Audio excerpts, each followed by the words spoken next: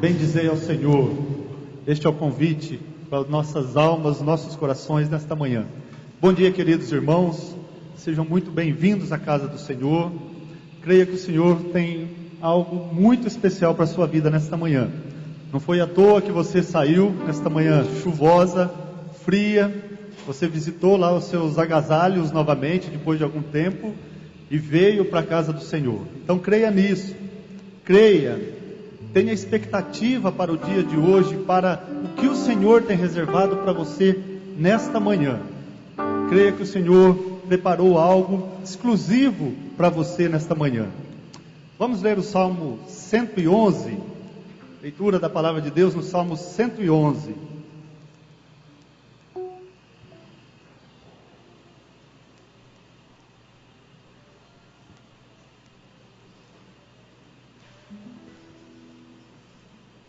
Salmo 111, você pode acompanhar aqui também pela projeção. Diz a palavra de Deus: aleluia, darei graças ao Senhor de todo o coração, na reunião da congregação dos justos. Grandes são as obras do Senhor, nelas meditam todos os que a apreciam. Os seus feitos manifestam majestade e esplendor, e a sua justiça dura para sempre. Ele fez proclamar as suas maravilhas. O Senhor é misericordioso e compassivo, deu alimento aos que o temiam, pois sempre se lembra da sua aliança. Mostrou ao seu povo os seus feitos poderosos, dando-lhe as terras das nações. As obras das suas mãos são fiéis e justas. Todos os seus preceitos merecem confiança. Estão firmes para sempre, estabelecidos com fidelidade e retidão. Ele trouxe redenção ao seu povo e firmou a sua aliança para sempre. Santo e temível é o seu nome. O temor do Senhor é o princípio da sabedoria. Todos os que cumprem os seus preceitos revelam bom senso. Ele será louvado para sempre. O salmista, neste salmo, ele começa e termina este salmo nos convidando a louvar ao Senhor. Um convite muito especial. O convite para nós que estamos aqui nesta manhã, na congregação dos justos, na Assembleia do povo de Deus. Convite a louvar ao Senhor. Mas este convite não é de qualquer forma. Ele diz que ele faz, que ele louva, que ele adora ao Senhor de todo o coração, de sua livre escolha. Ele quer fazer isso. Ele vem à congregação para isso, para louvar ao Senhor de todo o seu coração. Ele não está preocupado com a forma, ele não está preocupado com o estilo, ele não está preocupado com, não gosto de tal instrumento, ou não gosto desse grupo que canta nesta manhã, não gosto muito desta música.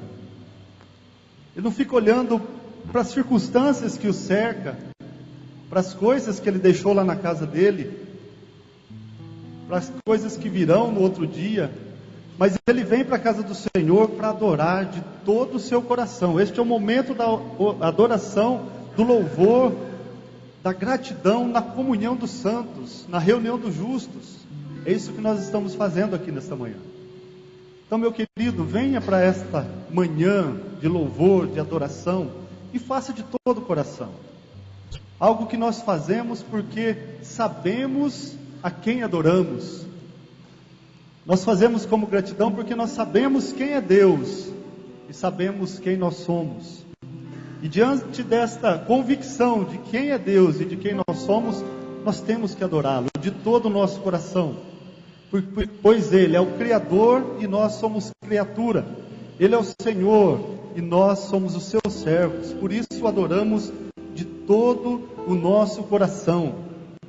E ele diz que, o salmista diz que ele adora porque grandes são as obras do Senhor. E aqueles que creem nela, aqueles que sabem quais são as obras do Senhor, nelas meditam. Você medita naquilo que o Senhor faz, nas obras que o Senhor faz na sua vida. Você pensa, se estou aqui, graças ao Senhor, é obra do Senhor eu estar aqui nesta manhã. Se a minha vida vai bem, graças ao meu Deus, é obra do Senhor. A natureza, tudo o que Ele criou, o fato de eu existir, é obra do Senhor, e nela eu medito. Eu penso que tudo que tenho, tudo que sou, vem do Senhor. Por isso eu o adoro de todo o meu coração. O temor do Senhor, o fato de nós sabermos que quem é Deus e quem nós somos, é o princípio da sabedoria. Se queremos ser sábios, tema ao Senhor e o adore, o louve de todo o teu coração, na presença de amados irmãos. Vamos fazer isso? Vamos cantar este salmo. O autor desta música, inspirado pelo Espírito Santo, ele escreveu assim: de todo o meu coração ao Senhor eu louvarei e te adorarei. As maravilhas que fazes, ó Deus, a outros direi, eu contarei. Vamos tomar emprestado esta meditação do autor desta música e usá-la para adorar ao Senhor de todo o nosso coração.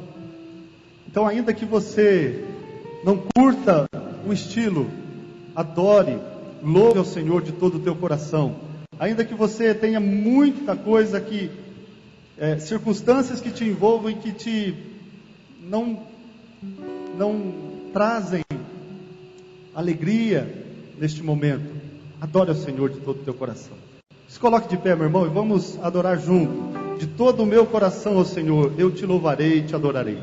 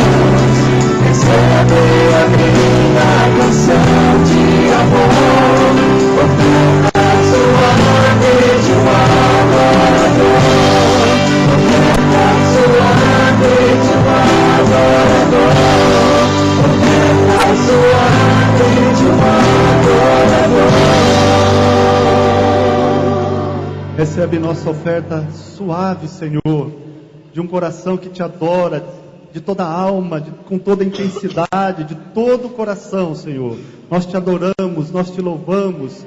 Grandes são as suas obras, nós meditamos nelas, nós sabemos realmente que grandes são o que o Senhor tem realizado. As tuas obras te coroam, Senhor. Te coroa como um Deus todo-poderoso, um Deus criador de todas as coisas. A ti nós exaltamos, em nome de Jesus. Vamos cantar este hino. Tuas obras te coroam como um halo de esplendor.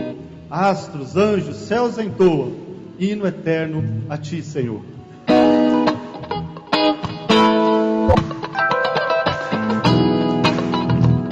Adore com alegria de todo o teu coração.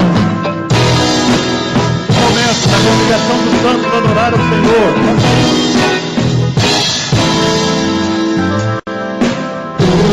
Tuas obras te coroam como um halo de esplendor. Astros, anjos, céus entoam. Hino eterno a ti, Senhor. Chapas, vales, montes, onde ouvir e deve mar.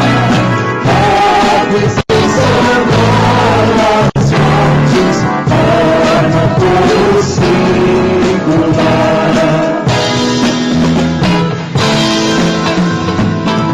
Nós, portais por ti perdidos, enche glória a Deus, amor.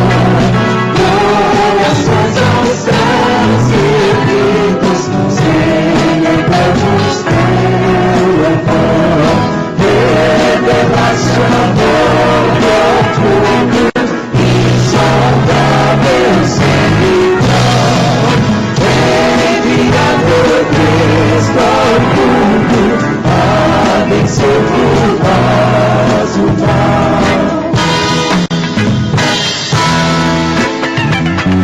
Fontes de alegria e vida, és o bem inspirador.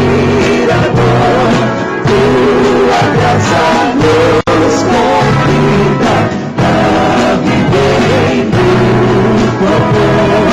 Nós alegres peregrinos, sempre em marcha triunfal, cantaremos gratos hinos na jornada até o final.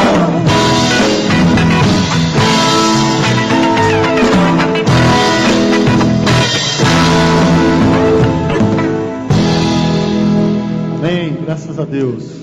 Nós vamos ter um momento de oração. Nós queremos orar pelos motivos que estão depositados neste jarro de oração. E também por cada motivo que você traz no seu coração nesta manhã. Ainda que não esteja aqui, o Senhor te conhece. O Senhor conhece a tua aflição. O Senhor também conhece o motivo de adoração, de gratidão que você traz no seu coração nesta manhã. O Senhor conhece a sua fé, a confiança que você tem nele para aquilo que está por vir. Coloque realmente toda a confiança no Senhor. Entregue, deposite nos pés do Senhor toda a sua confiança. Traga aos pés do Senhor este motivo que te aflige muitas vezes, que está te incomodando, que está te tirando a paz. E confie no Senhor. De todo o teu coração confie no Senhor. Nós vamos orar. Eu quero que você ore também de todo o teu coração. Não vamos deixar este momento oportuno de orarmos. Não vamos deixar outras coisas ocuparem a nossa mente, mas vamos orar. Vamos pedir ao Senhor. Vamos interceder ao Senhor por cada motivo. Por esses que aqui estão e por esses que aí estão no seu coração. Feche os seus olhos. Nós vamos orar. Você sabe o motivo. O Senhor também já sabe. É preciso que você confie. É preciso que você confie no Senhor de verdade, de todo o teu coração. Conta para o Senhor, mas conta confiando. Declare para o Senhor a tua confiança, que você depende dEle, O Senhor é teu amigo fiel e nada pode tirar isso de você. Nada pode tirar o Senhor da sua vida. Nada pode afastar o poder que o Senhor tem da sua vida para responder a tua oração. Senhor, o Senhor nos conhece antes mesmo da nossa existência. O Senhor já sabia como seríamos cada dia, cada momento, cada atitude nossa. E por isso, ó Deus, nós confiamos no Senhor totalmente, para que o Senhor tome conta da nossa vida, em todos os aspectos. O Senhor conhece o coração de cada um de nós que está aqui nesta manhã. Nós queremos entregar para o Senhor tudo o que estamos carregando, tudo aquilo que estamos,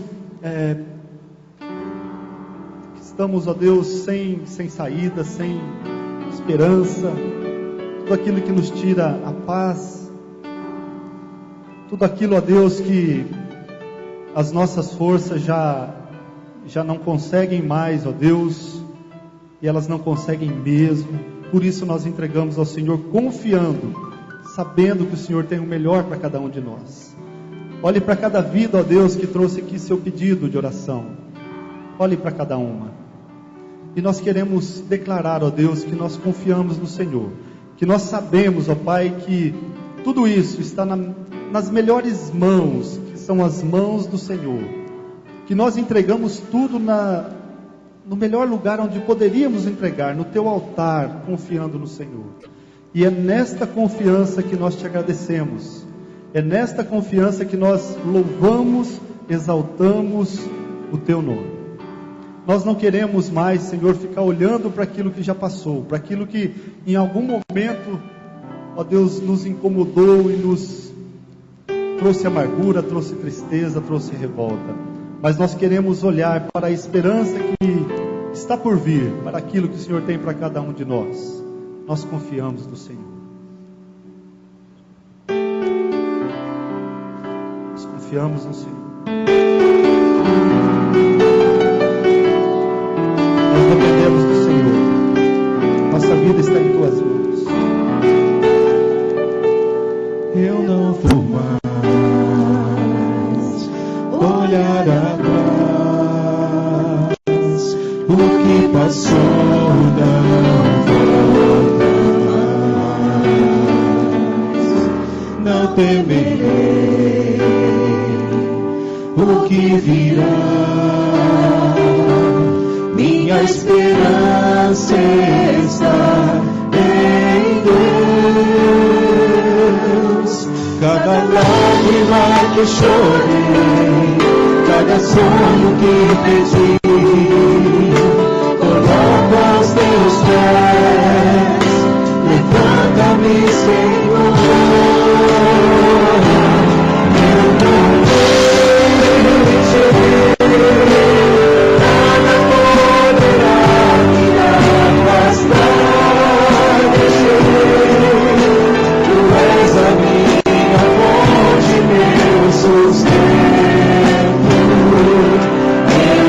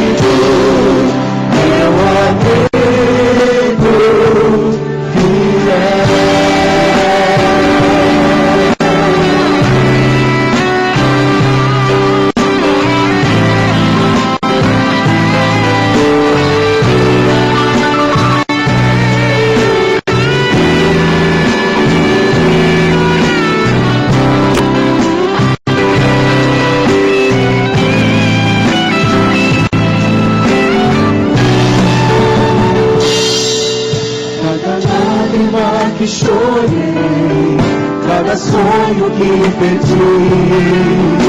Coloco aos teus pés, levanta-me, Senhor.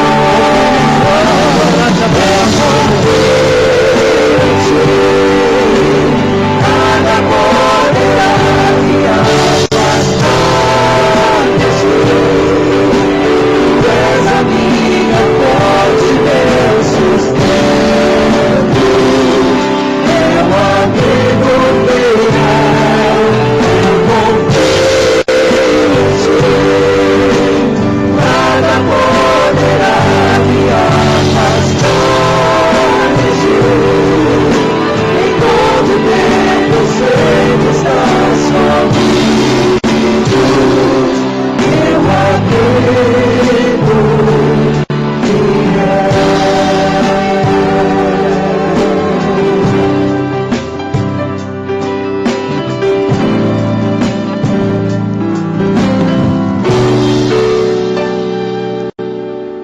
Amém? Louve sempre ao Senhor e confie sempre no Senhor de todo o teu coração. Marquinho. Os irmãos podem se assentar.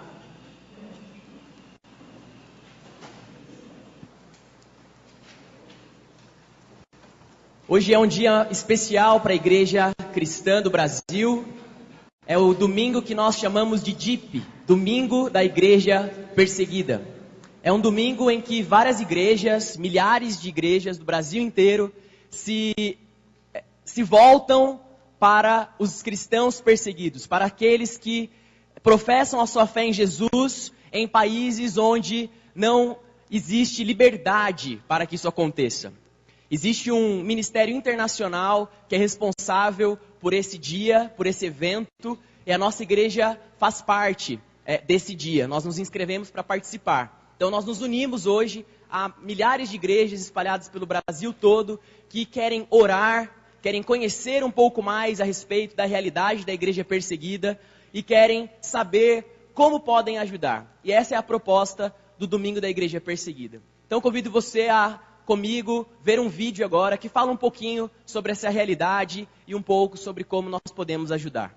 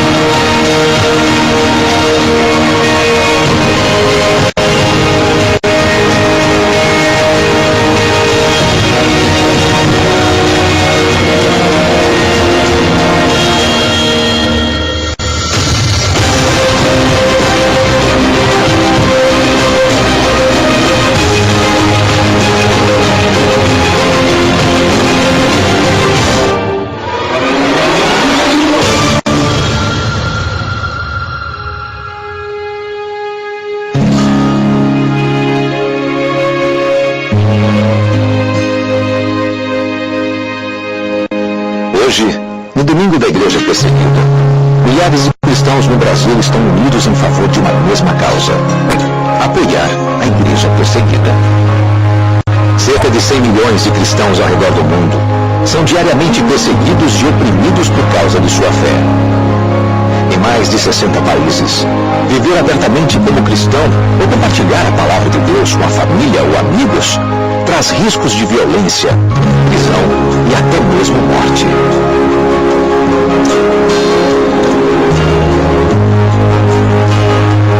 Em todas as culturas hostis ao Evangelho, o maior desafio que os cristãos enfrentam em seus países é o mesmo: o isolamento da palavra de Deus e do corpo de Cristo. É por isso que o primeiro pedido que eles fazem é o mesmo: orem por nós.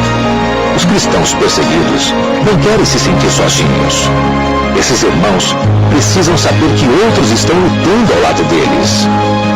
A Portas Abertas trabalha nos países mais opressivos da nossa fé, fortalecendo os cristãos para que permaneçam firmes e capacitando-os a brilhar a luz de Cristo em meio às trevas desses lugares.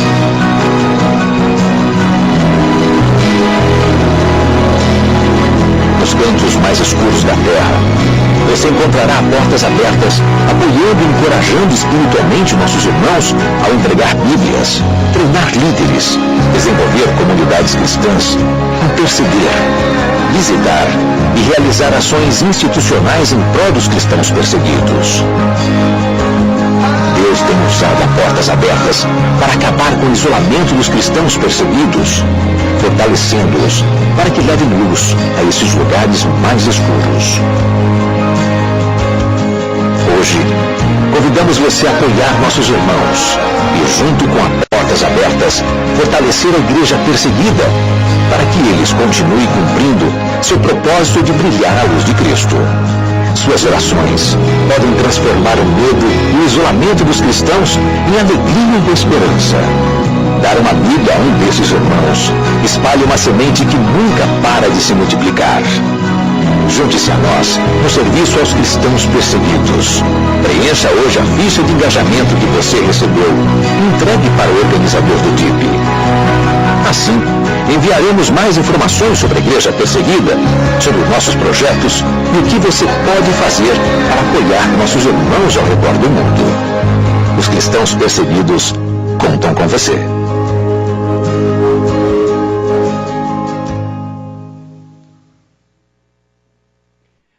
O Domingo da Igreja Perseguida é um evento preparado e organizado pela Missão Portas Abertas. A Missão Portas Abertas é uma organização internacional que trabalha assistindo a igreja perseguida. Procura cuidar desses cristãos de diversas formas, como o vídeo diz, enviando material, bíblias para lugares em que é proibido ter essa literatura. Então existem missionários que colocam a sua vida em risco para entrar em países onde é proibido. Então eles escondem as Bíblias como podem e entram para que ali naquele país eles possam entregar essa literatura que para nós é tão ampla e a gente tem diversos exemplares de Bíblias nas nossas casas, aplicativos nos nossos celulares, tablets, mas em países por aí em que é proibido haver qualquer tipo de Bíblia, né, na sua casa ou no seu trabalho.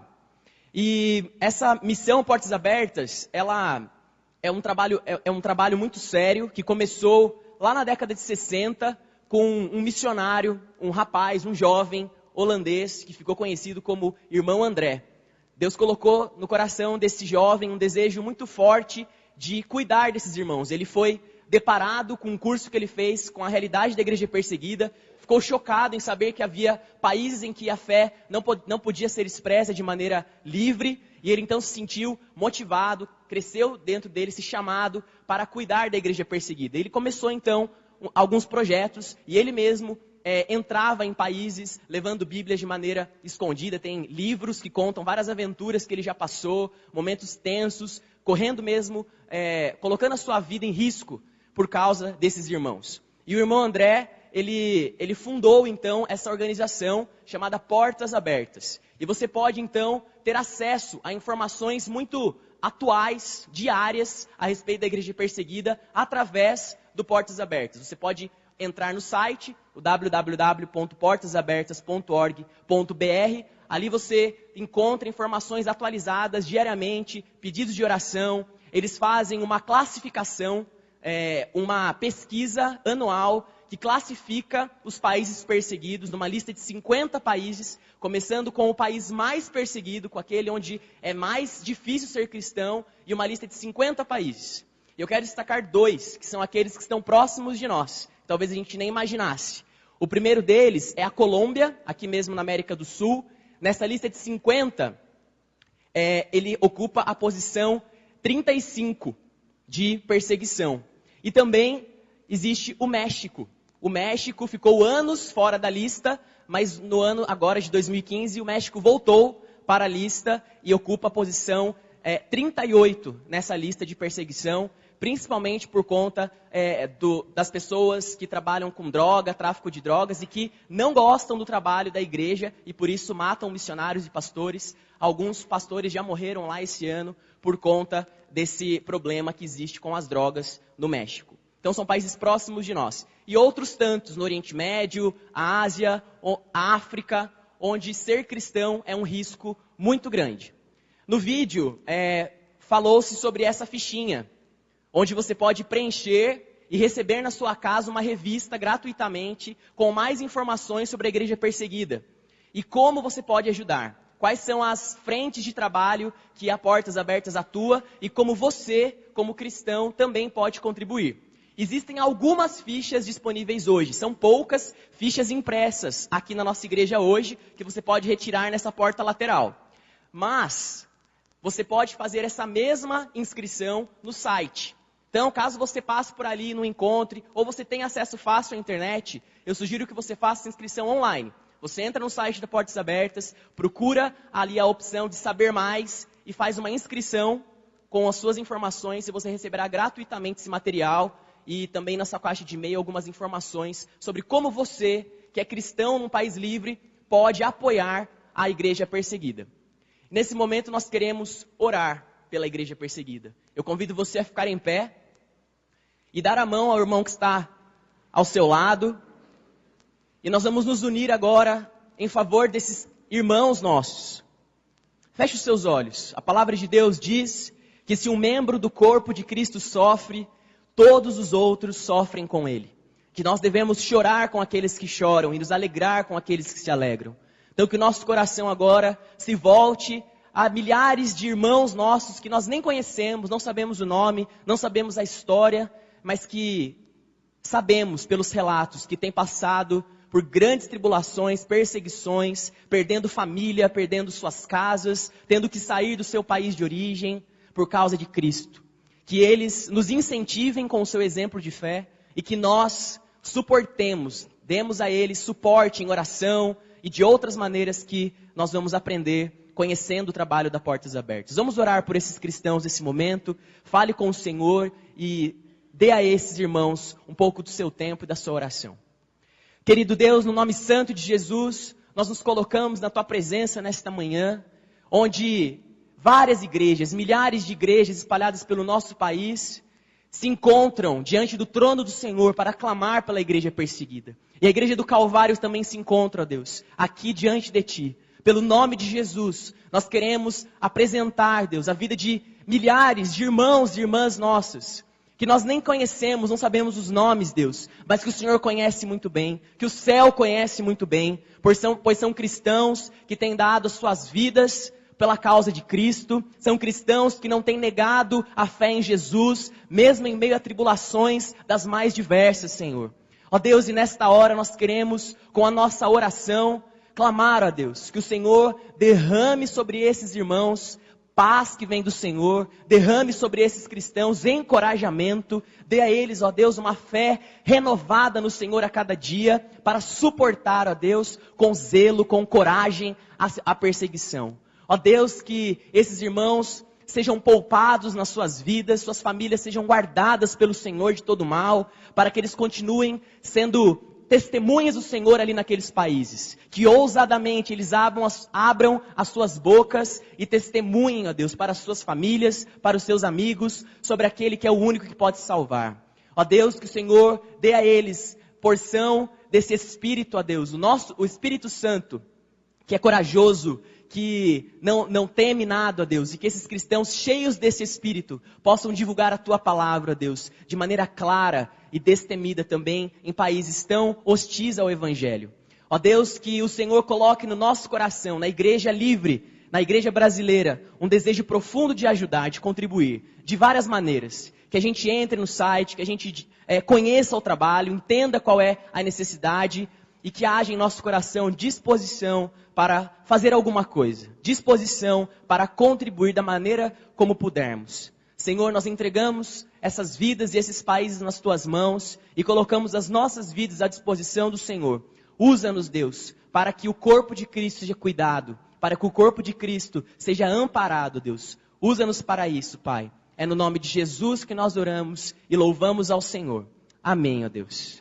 Amém, irmãos. Vocês podem se assentar.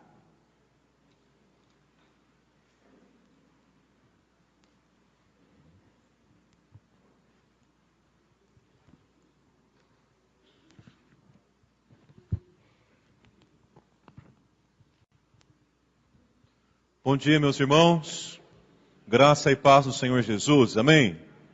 Amém. Bom estarmos juntos aqui novamente na casa do Senhor nesta manhã, iniciando uma nova semana, debaixo das bênçãos do nosso Deus, crendo que as misericórdias do Senhor já se renovaram nas nossas vidas, tão certo como o ar que nós respiramos, tão certo como a chuva que cai sobre a terra, tão certo como eu falo com vocês e vocês podem me ouvir. Graças a Deus pela vida de cada um dos irmãos e que a palavra do Senhor que tem sido proclamada, cantada, falada aqui, encontre um lugar muito especial na nossa vida. Que venha gravar realmente com intensidade no nosso coração a palavra do Senhor. Que nos leve a reflexões e muito mais do que reflexões, a mudanças, a transformações significativas para o nosso crescimento espiritual sempre. Quero convidar você para abrir a palavra de Deus nesta manhã em 2 textos. O primeiro deles é Atos capítulo 5. Atos dos Apóstolos, capítulo 5, eu vou ler do versículo 1 até o versículo 11, e o segundo texto é Romanos, que é o livro em seguida, Romanos, capítulo 16, eu vou ler apenas 2 ou 3 versículos, do versículo 3 ao versículo de número 5, apenas a primeira parte do versículo 5. O texto será projetado, mas se você quiser acompanhar na sua Bíblia também, não há problema, ok? Apenas anote os 2 textos, encontre os 2 textos para que leiamos mais rapidamente. Atos capítulo 5 e Romanos capítulo 16. Nós estamos encerrando hoje algumas reflexões que tivemos durante esse mês de maio a respeito da família. Tema tão importante, tão necessário, tão urgente. Eu espero e oro para que realmente isso tenha trazido desafios novos para nós e tenha trazido inspiração para a nossa vida familiar e tenha trazido também expectativas novas e esperança renovada para a nossa vida familiar. E hoje, no final, quero falar com vocês sobre esse tema, família e igreja, porque são assuntos que estão diretamente relacionados. Muitas vezes nós chamamos a igreja de família, família da fé, não é verdade? E falamos, logo quando alguém pergunta o que é a igreja, nós falamos que a igreja é um ajuntamento de famílias, para formar uma família só, que é a família da fé também. Esses 2 assuntos estão intimamente ligados. De alguma forma, a qualidade de vida das famílias é a qualidade de vida da igreja. Ok? E a qualidade de vida da igreja é o reflexo da qualidade de vida das famílias. Então, é um assunto extremamente importante, muitas vezes pouco falado. Eu venho trabalhando nesses últimos 10 anos, diretamente com o Ministério de Casais. E todos os anos nós tínhamos um encontro, um seminário, para refletir com os casais alguns temas. Não um encontro como esse que teremos agora, mas um seminário. E por 4 ou 5 anos consecutivos, eu convidei um pregador, preletores diferentes, disse para eles assim, olha, eu queria que vocês falassem sobre a relação entre família e igreja. Qual que é a importância das famílias para a igreja? Qual que é a importância da igreja para as famílias? Todos os que eu convidei, nenhum falou o tema que eu pedi. Um falou sobre sexualidade, o outro falou sobre finanças, o outro falou sobre uma série de educação de filhos, que são assuntos extremamente relevantes quando o assunto é família. Mas será que é tão difícil assim falar dessa relação entre família e igreja? Que a gente precisa até evitar e fazer de conta que não dá para falar desse assunto. Esses 2 textos lançam luzes bem interessantes para a nossa reflexão. Tá bom? Atos capítulo 5, vamos começar por ele. Entretanto, certo homem chamado Ananias, com sua mulher Safira, vendeu uma propriedade, mas em acordo com sua mulher, reteve parte do preço, e levando o restante, depositou aos pés dos apóstolos. Então disse Pedro, Ananias, por que encheu Satanás teu coração para que mentisses ao Espírito Santo, reservando parte do valor do campo? Conservando-o, porventura, não seria teu? e vendido não estaria em teu poder? Como, pois, assentaste no coração este desígnio? Não mentistes aos homens, mas a Deus. Ouvindo estas palavras, Ananias caiu e expirou, sobrevindo grande temor a todos os ouvintes. Levantando-se os moços, cobriram-lhe o corpo e, levando-o, sepultaram. Quase 3 horas depois, entrou a mulher de Ananias, não sabendo o que ocorrera. Então Pedro, dirigindo-se a ela, perguntou-lhe: Dize-me, vendeste, portanto, aquela terra? Ela respondeu: Sim, portanto.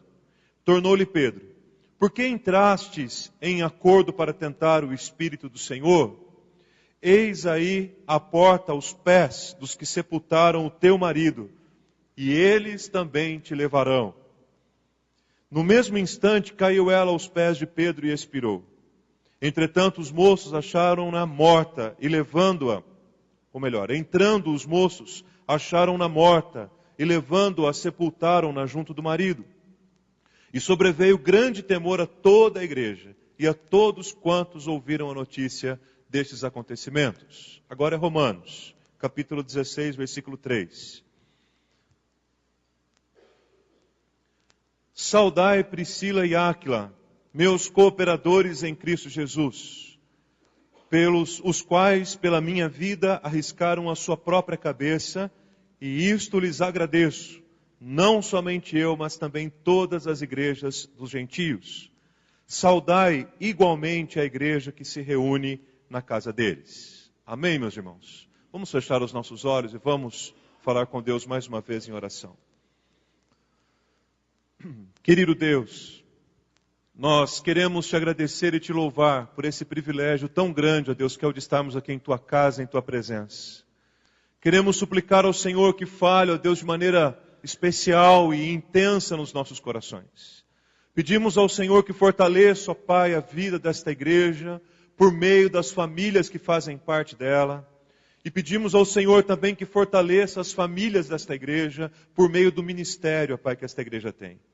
Ó Deus querido, que em nome de Jesus possamos unir forças, corações, disposições, para servirmos ao Senhor, de maneira que o Teu nome seja engrandecido, o Teu nome seja glorificado e a igreja seja abençoada pela nossa presença nela, Pai. Ó Deus, em nome de Jesus, que o Senhor nos ajude nesta manhã a refletirmos sobre isso. Chegarmos, ó Deus, a conclusões definitivas na nossa caminhada e mudarmos e transformarmos aquilo que em nós precisa ser restaurado. Ó Deus, em nome de Jesus, fala ao coração do Teu povo. Usa, Senhor, a minha vida, independente, ó Deus, de tudo aquilo que possa impedir, ó Deus, ou tentar impedir o Teu agir entre nós. Que a Tua voz, ó Deus, se faça ouvir aqui e que o Teu poder, ó Deus, se seja revelado nos nossos corações. Precisamos, ó Pai, da Tua voz que nos orienta e que nos guia. No nome santo, bendito e poderoso do Senhor Jesus. Amém e amém, Senhor. Meus queridos, Deus me deu a oportunidade de nascer numa família onde os meus pais já serviam a Jesus. Um lar cristão, um lar evangélico. E ao longo dos anos eu venho aprendendo com os meus pais e com os meus irmãos a respeito de andar com Deus, de seguir a Jesus e da importância que o reino precisa ter nas nossas vidas. Quando comecei o ministério pastoral, há praticamente 20 anos atrás, pouco mais de 20 anos atrás, comecei a trabalhar numa pequena congregação, na periferia de uma cidade de médio porte, e comecei a ter contato com a realidade da igreja, pastoreando o coração daquelas pessoas e daquelas famílias. Mesmo porque o pastor que dava suporte, cuidava daquela congregação, dava os atos pastorais ali, ele não podia ir com alguma frequência naquele campo, então era eu mesmo que tinha que cuidar da igreja, orar com as pessoas, pregar o evangelho, fazer casamentos e velórios, e aconselhar aquele povo, e pastorear aquela igreja.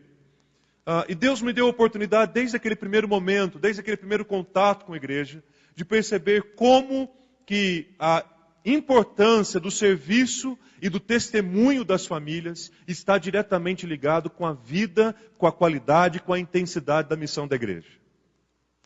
Desde aquele primeiro momento do meu contato direto como líder de um rebanho, eu pude perceber a importância e a influência que as famílias têm dentro de uma comunidade. Igreja, como disse agora há pouco, ela é um organismo vivo, é o corpo de Cristo, composto de famílias. Existem famílias mais numerosas, famílias maiores, existem famílias menores, mas quando eu olho aqui de cima, por exemplo, eu vejo famílias aqui sentadas, famílias aqui reunidas, compondo uma família só, que é a família da fé, que é a igreja de Jesus. E ao longo desse tempo, tenho observado que basicamente existem duas caricaturas de famílias, basicamente na igreja, dentre outras que nós poderíamos mencionar. E essas duas caricaturas de famílias, elas estão muito relacionadas com esses dois modelos de família que nós lemos nesses dois textos desta manhã.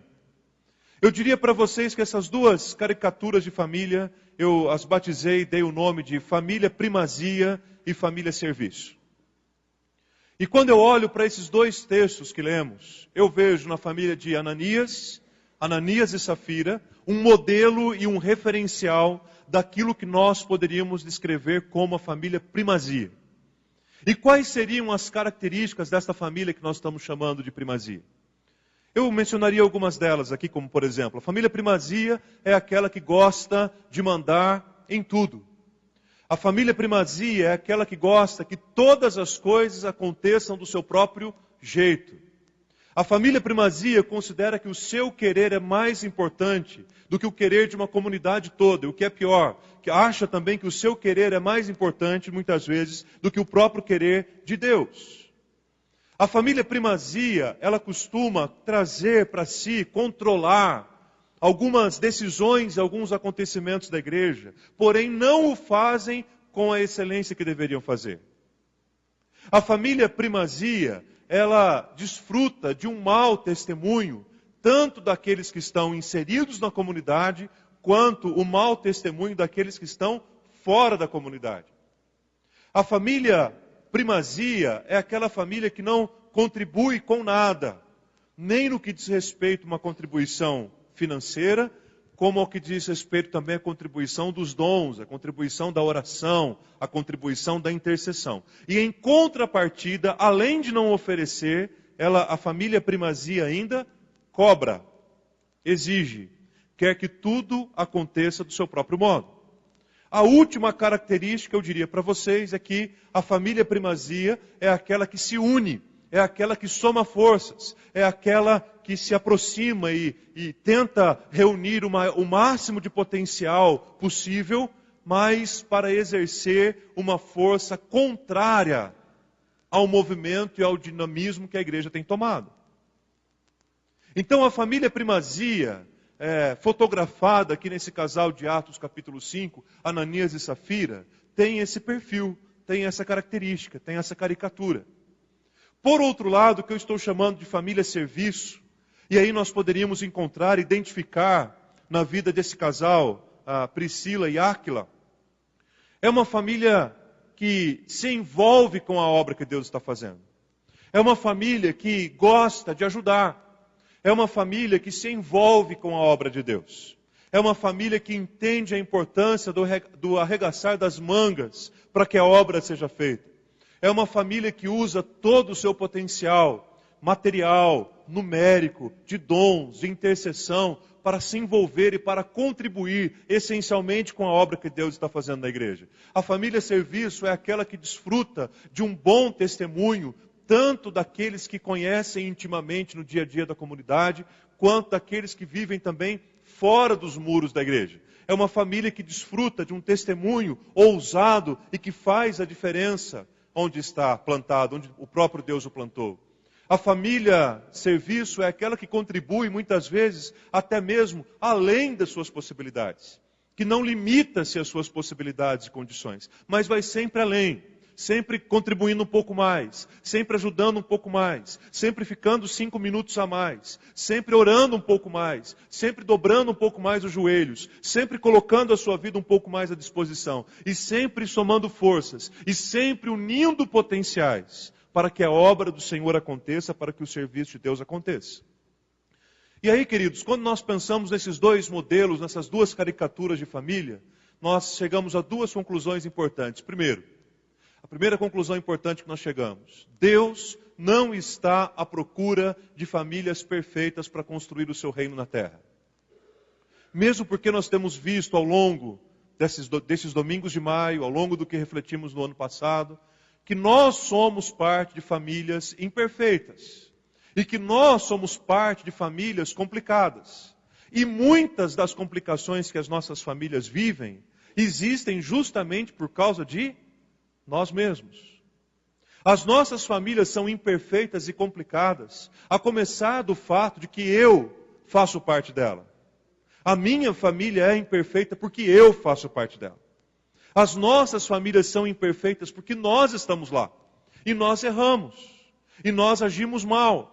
E nós falamos muitas vezes o que não devemos. E muitas vezes nós nos calamos quando deveríamos falar. E muitas vezes nós omitimos aquilo que era importante. E muitas vezes incorremos numa série de erros que compromete a qualidade da nossa vida familiar. Então Deus não está à procura de famílias perfeitas para construir, para levantar um reino, para constituir uma igreja. Deus está à procura de famílias que o busquem em espírito e em verdade. E Deus está à procura de famílias que estejam prontas, preparadas para serem lapidadas pelas mãos do grande oleiro, para serem não aquilo que nós imaginamos ser a respeito da família, mas para sermos principalmente aquilo que Deus quer fazer em nós. Deus procura famílias das quais Ele possa moldar, para que os seus propósitos se cumpram inteiramente dentro da igreja e fora da igreja também. Então esse é a primeira conclusão importante que a gente chega quando nós olhamos para essas duas famílias. Mesmo as famílias representadas, caracterizadas como a família serviço, são famílias imperfeitas. Mas Deus não procura gente perfeita. Deus procura gente que quer ser usada por Ele para que Ele molde e transforme realidades. Segunda conclusão importante. Quem é o dono, quem é o Senhor da igreja? É o Senhor Jesus, é Deus. Quem morreu na cruz em nosso lugar, quem ofertou o seu próprio corpo, quem derramou o seu sangue em favor da igreja foi Jesus, não fomos nós, e nem tampouco as nossas famílias. Consequentemente, queridos, a igreja só tem um líder primaz. Consequentemente, a igreja só tem um pastor. Consequentemente, a igreja só tem um dono. E o nome desse dono, o nome desse líder, o nome desse pastor é Jesus Cristo. Então, muitas vezes nós afirmamos assim que a igreja, ela é forte se as famílias estão fortes. E é um princípio que é verdadeiro esse princípio. No entanto, quem coordena, quem comanda, quem lidera, quem fortalece, quem abençoa, quem dirige uma igreja é o Senhor. E tão somente Ele. E Ele faz isso por meio de pessoas. E Ele faz isso por meio de famílias. Que por sua vez não são perfeitas. Mas que estão sendo moldadas e lapidadas pelo Espírito Santo de Deus. Para que a obra dele aconteça no meio do povo. Então a igreja do Calvário, a igreja presbiteriana, a igreja, qualquer igreja, não depende da minha família. A igreja depende única e exclusivamente de Deus. A igreja depende única e exclusivamente do poder de Deus. A igreja não depende da minha contribuição. A igreja depende do sustento de Deus. A igreja não depende dos meus dons. A igreja depende única e exclusivamente do poder de Deus revelado na vida dela. É claro que Deus revela e manifesta isso tudo através da minha vida. Mas a partir do momento que eu acredito que sou eu que sustento a igreja, que são os meus dons que mantêm a igreja de pé, que é a minha vida e o meu testemunho que faz com que a igreja seja diferenciada, eu estou trilhando por um caminho enganoso, por um caminho equivocado, por um caminho pecaminoso e que pode trazer consequências complicadas tanto para mim quanto para aqueles que estão à minha volta também, até mesmo para uma comunidade toda. A igreja é dirigida, sustentada e orientada por Jesus Cristo, porque foi Ele quem comprou-nos com o seu sangue, com o preço de ter morrido na cruz em nosso lugar.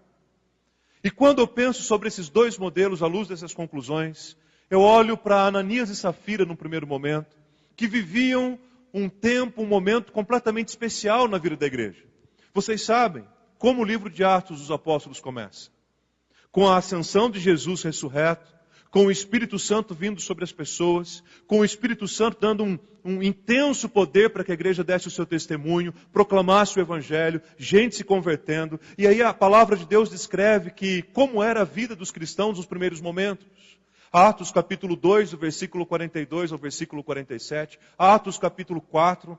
Textos que descrevem que a igreja vivia em comunhão, que a igreja vivia em torno da palavra, que a igreja vivia de casa em casa, que a igreja vivia em adoração, que a igreja vivia em serviço. E aí do capítulo 4 para o capítulo 5 nós encontramos uma informação muito importante. As pessoas começaram a vender as suas propriedades e os seus bens e depositar as propriedades e bens aos pés dos apóstolos, e os apóstolos faziam a distribuição daqueles bens à medida que eles percebiam que as pessoas tinham qualquer necessidade. Então observem que interessante, isso acontecia por vários motivos, mas principalmente porque havia no coração e na mente daquelas pessoas que o evento da vinda de Jesus já era para aqueles dias. Jesus foi para junto do Pai e disse, eu volto. Jesus morreu, ressuscitou, foi para junto de Deus, mas ele deixou uma promessa, a promessa de que ele voltaria para buscar os seus, para buscar a sua igreja. Então aqueles primeiros cristãos viviam debaixo desse pensamento, dessa expectativa, Jesus vai voltar. Então se Jesus vai voltar, eu não vou precisar de 2 pães, eu vou precisar de 1 pão. Então eu como o pão que eu tenho, e o pão que me sobra eu vou dividir com alguém.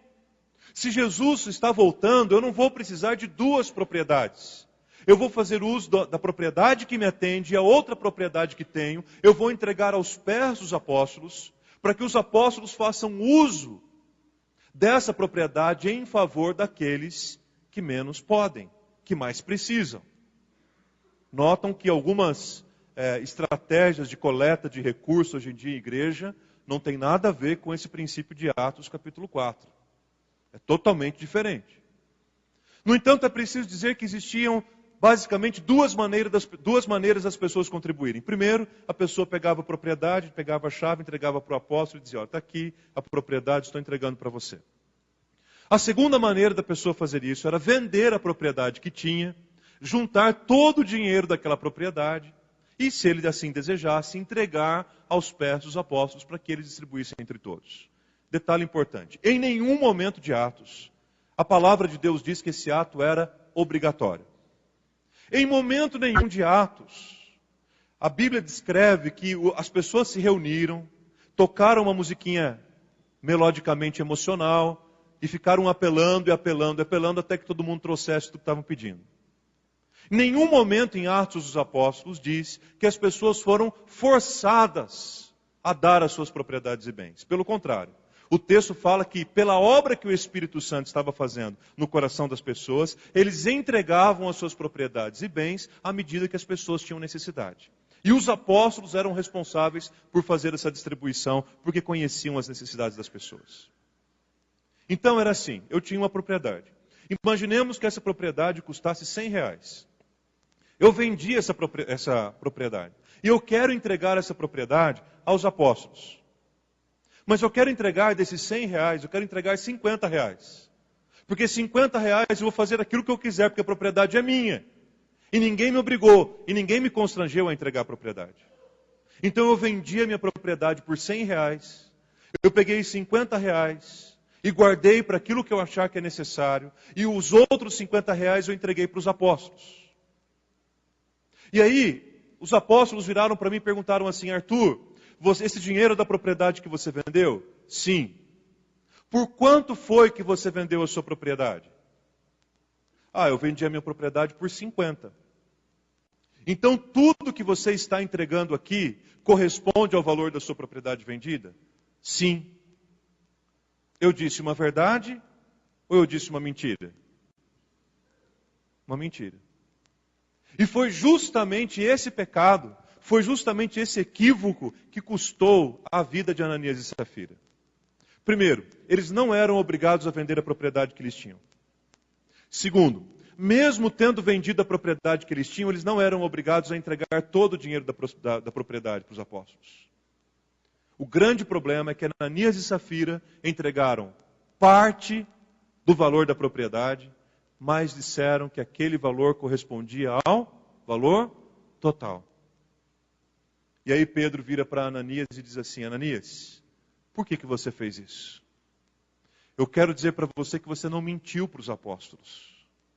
Você não mentiu para a igreja.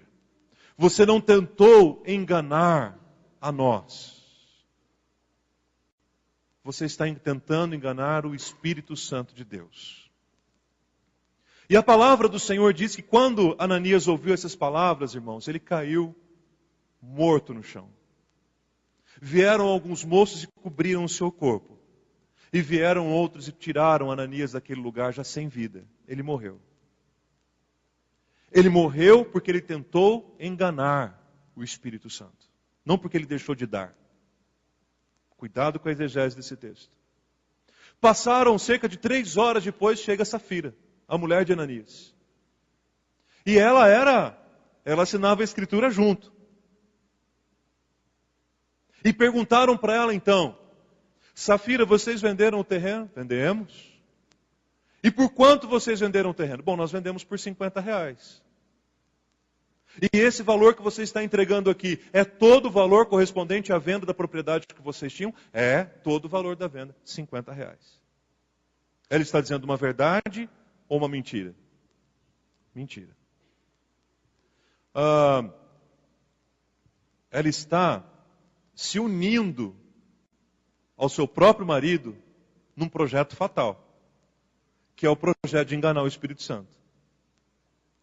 Vocês acham que ela teria a oportunidade de consertar aquilo que o seu marido fez? Acham ou não? Claro que teria.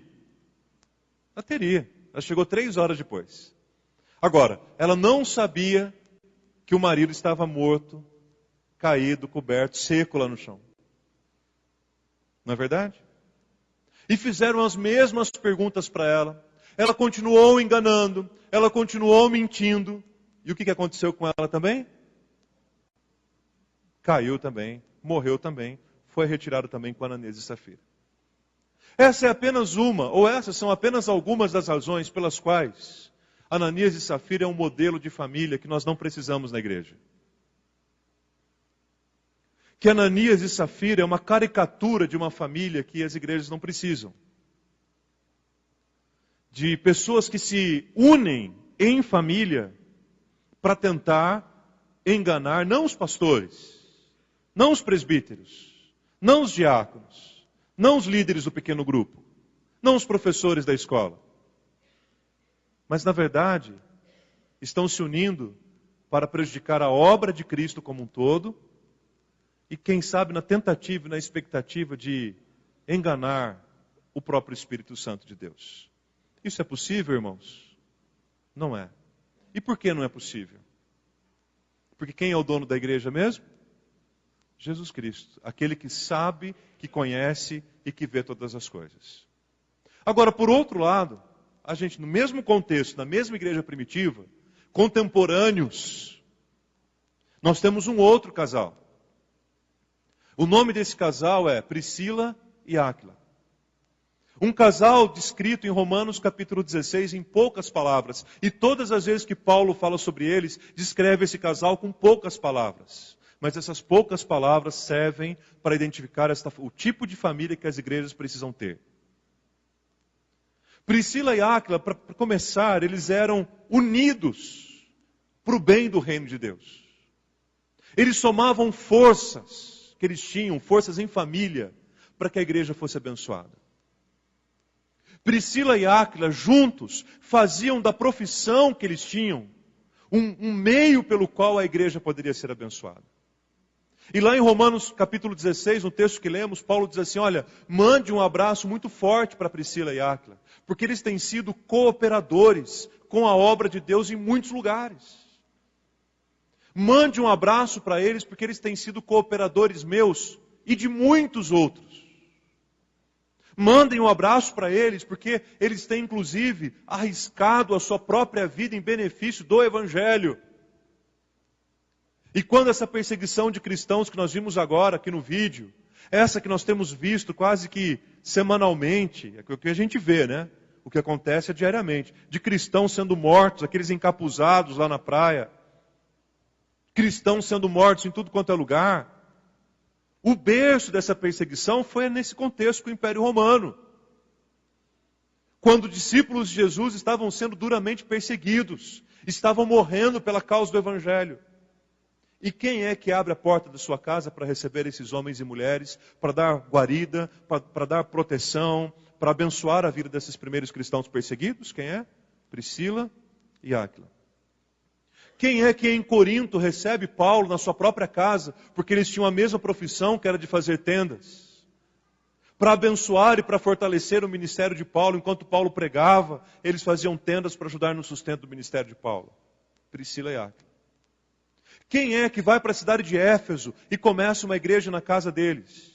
E deixa ali uma igreja plantada, igreja essa que Timóteo vem pastorear mais tarde? Priscila e Áquila. Quem é que vai para Corinto e enquanto faz tendas, começa a reunir um grupo de pessoas na sua própria casa, e ali em Corinto nasce uma igreja também? Na casa desse casal, quem é? Priscila e Áquila. Agora, nós lemos em Romanos capítulo 16... Paulo está dizendo, manda um abraço para a igreja que se reúne na casa deles. Aonde eles estão agora? Em Roma. E o que é que eles fazem em Roma? Começam outra igreja. Onde? Na própria casa deles. Que gente é essa? Que povo é esse? Que entende que a família pode e deve ser um grande instrumento da ação de Deus para a transformação de uma sociedade. O grande problema é que nós queremos que a transformação da nossa sociedade aconteça de fora para dentro. O grande problema é que a gente fica esperando um presidente da república convertido. Um grande problema é que a gente fica esperando que o mal da corrupção seja sanado de fora para dentro. Enquanto Deus quer fazer isso por meio do seu povo. Um povo que é sal da terra, um povo que é luz do mundo, um povo que foi chamado para ser o nome de Jesus representado nessa terra, a presença de Jesus representada nesse mundo. E isso acontece por meio de famílias, mas não famílias primazias, como Ananias e Safira, que se unem sim, mas se unem com a motivação errada, se unem com a motivação pior que há no seu coração, se unem para tentar enganar o Espírito Santo e, consequentemente, enganar os seus próprios líderes. O final que eles têm, como vimos, não é o melhor. Mas, por outro lado, existem também Priscilas e Áquilas e tantas outras famílias que se uniram para que o Evangelho fosse pregado, para que a palavra de Deus fosse anunciada, para que o nome do Senhor fosse glorificado. E a Bíblia não conta como que eles morreram, qual foi o final da vida deles. Mas conta, e podemos ver até hoje, os frutos das sementes que foram lançadas por essa família. Frutos, dentre esses frutos, inclusive, nós que estamos aqui. Que o Evangelho chegou até nós, pela pregação do Evangelho, pela multiplicação da pregação e pela multiplicação da pregação. Então eu quero concluir a mensagem desta manhã trazendo um desafio bem prático para nós. Alguém sabe que dia é amanhã? Segunda-feira. Que dia que é amanhã? 1º de junho. É verdade, tudo isso é verdade. Começamos uma semana chovendinho, né? Como diz o bom sorocabano, chovendinho. Mas que dia é amanhã, gente? 1º de junho. O que esse dia significa? Pode falar alto. Isso. Em 1969, no dia 1º de junho, essa igreja estava sendo organizada. Pregava no culto de abertura o reverendo Samuel. Famílias estavam aqui. Famílias. A igreja começou com famílias. Se você pegar o livro de Atos, você vai encontrar lá. A Igreja Presbiteriana do Calvário começa com os seguintes membros. E aí aparecem em nome de famílias. Tem famílias aqui hoje que estavam na organização? Não? Nenhuma? Pode levantar a mão. Em 69, tem alguém que estava aqui? Ok.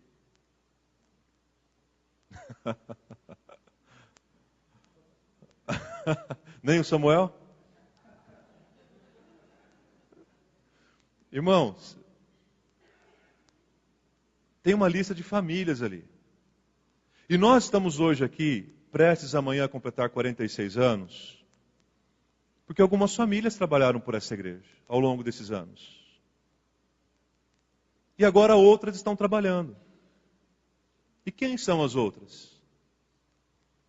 Somos nós.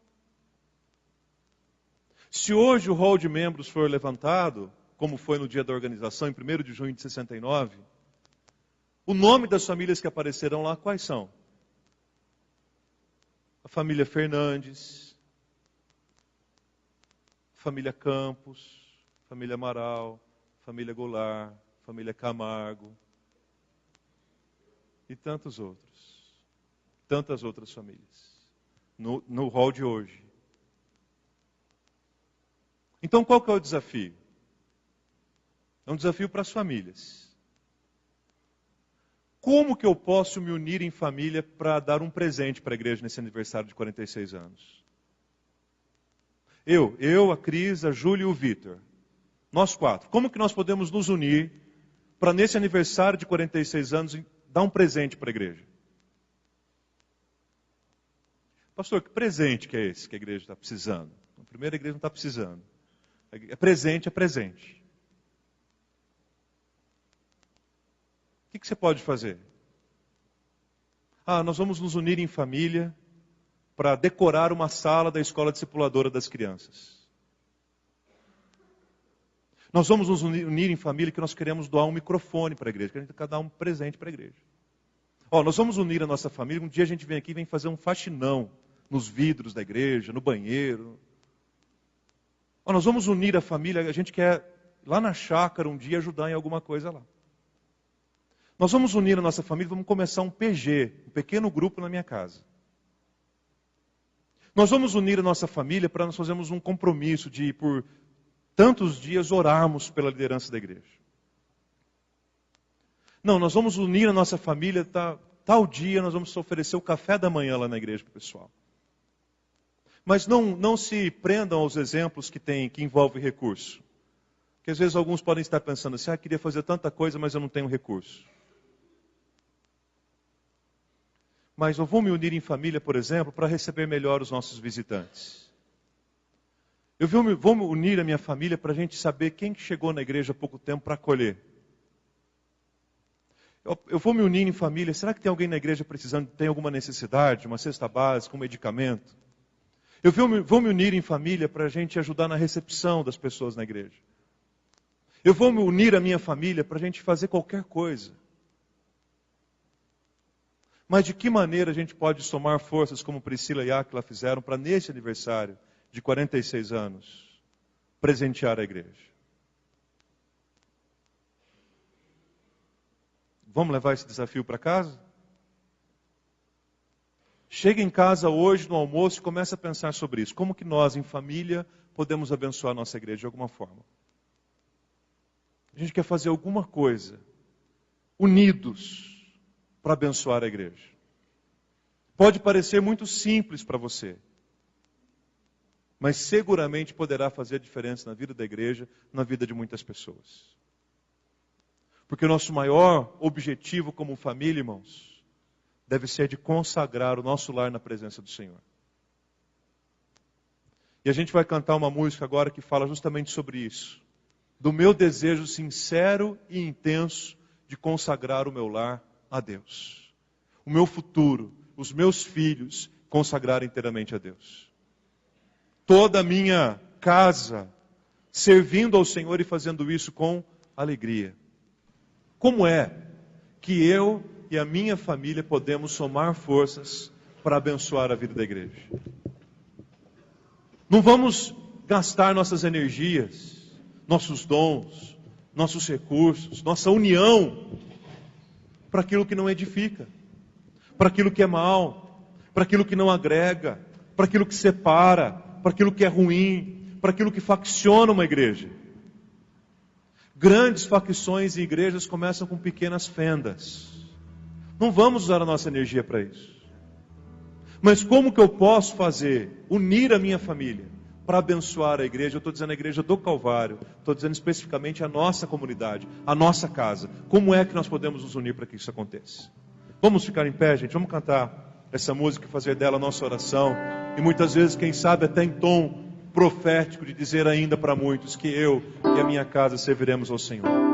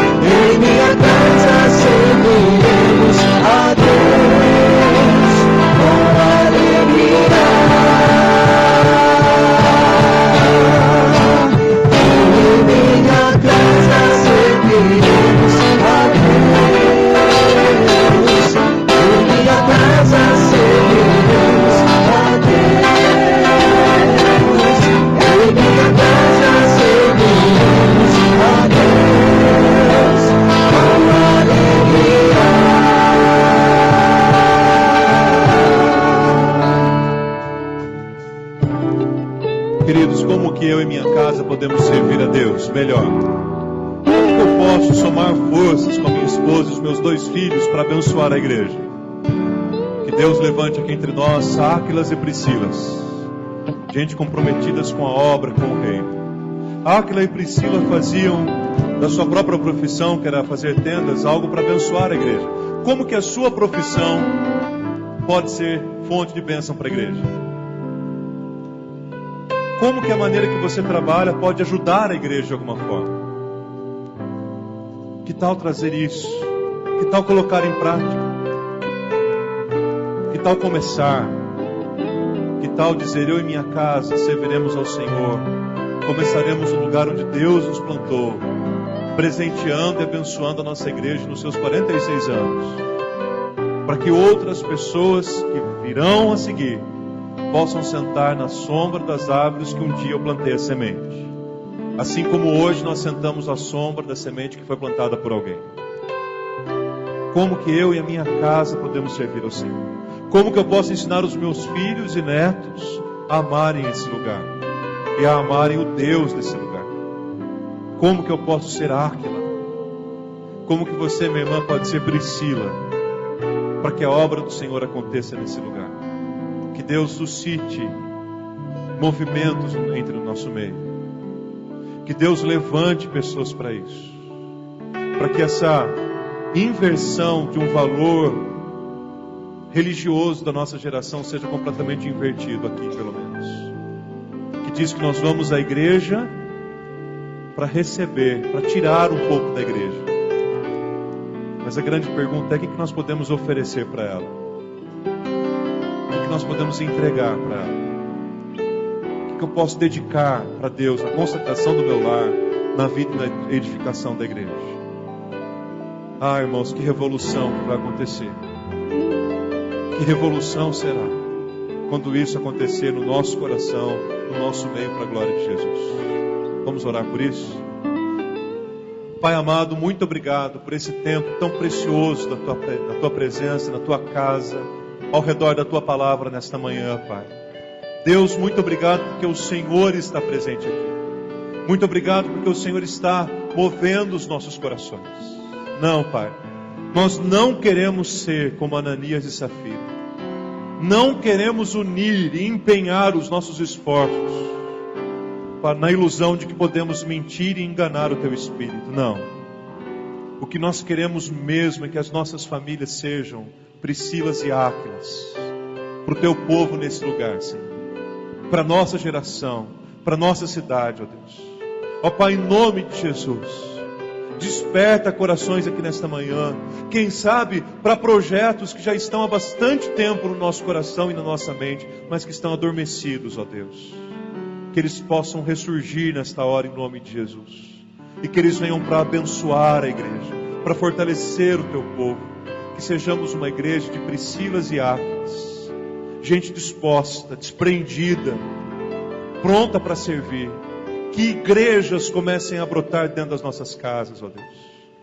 E que, ó Pai, em nome de Jesus, o Evangelho seja proclamado e conhecido pela operosidade do testemunho, Deus, da nossa vida, do agir do Senhor em nós. Nos faz entender, Deus, que a igreja não depende da nossa família. A igreja depende única e exclusivamente do Senhor, Pai. E é nessa dependência que nós queremos trilhar todos os dias que o Senhor nos der, até o dia em que o Senhor voltará para buscar a Tua igreja. Ó Deus, aquece o nosso coração com esta palavra e aquece o nosso coração com esta esperança. E agora, povo de Deus, que a maravilhosa graça do nosso Senhor e Salvador Jesus Cristo, que o amor insondável de Deus, nosso eterno e poderoso Pai, que a comunhão e a consolação do Santo Espírito repousem sobre vós, e sobre vós permaneçam desde agora e pelos séculos dos séculos. Amém e amém, Jesus. Você pode se assentar. Convido a sua atenção apenas para mais um minuto, para eu te dar algumas informações que são muito importantes. A primeira delas é que agora, logo em seguida, daqui alguns instantes, começaremos a escola discipuladora. Procure a sua classe, ou procure uma classe para esse tempo tão precioso de estudo da palavra. Também lembrando aos irmãos que estão inscritos para o nosso primeiro encontro de casais. Faltam apenas 2 semanas. No grupo da igreja no Facebook, há um recado do músico Tiago Viana, para você que vai participar do encontro de casais. Dá uma conferida lá, tenho certeza que vai ser legal para você. Se você ainda não terminou o seu pagamento, por favor, procure o Zé Mauro e a Deusana, o Martins e a Tânia, para nos ajudar com esses pagamentos, ok? Ainda hoje, de preferência. Nós estamos hoje, queridos, aqui, servindo a feijoada. Eu não sei se o cheiro está aí, mas aqui está. Está entrando por essa porta aqui, sem pedir licença.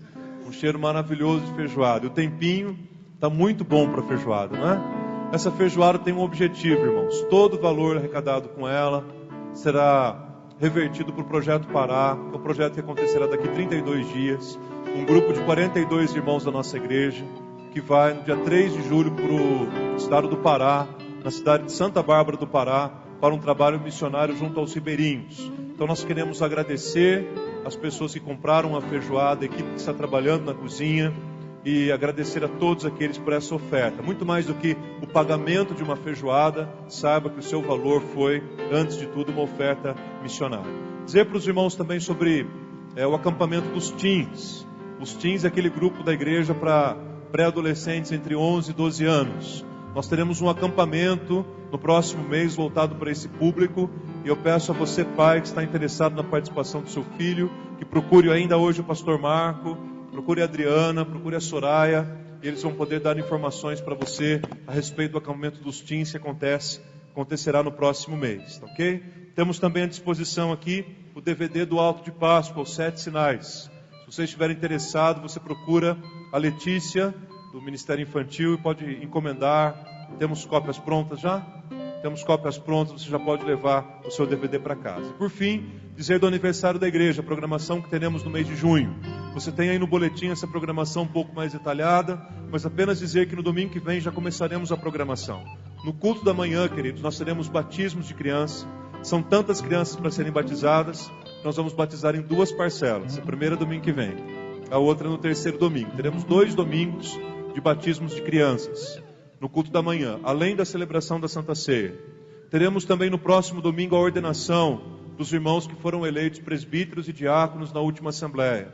Teremos também no próximo domingo a presença do pastor Marcos Vinícius Magalhães, pastor na cidade Americana, e vem pregar no aniversário da nossa igreja. Teremos no final do culto da noite o tradicional bolo de comemoração do aniversário da igreja, uma programação muito especial. Segundo final de semana, o encontro dos casais. Terceiro final de semana, a recepção de novos membros, por batismo e por profissão de fé. E no último domingo, a presença da nossa irmã querida Raquel Novaes, já conhecida aqui da igreja, nos 2 cultos, manhã e noite, encerrando assim a programação do mês, ok? Tudo isso está aí no boletim. O objetivo é que você convide outras pessoas, traga seus amigos, traga seus familiares, e que embora o mês de junho seja um mês de frio, mas que aqui dentro os nossos corações seguramente estarão aquecidos pela companhia uns dos outros e por aquilo que o Espírito Santo já está fazendo em nossos corações. Bom domingo a você, que Deus te abençoe, uma semana de paz em Jesus.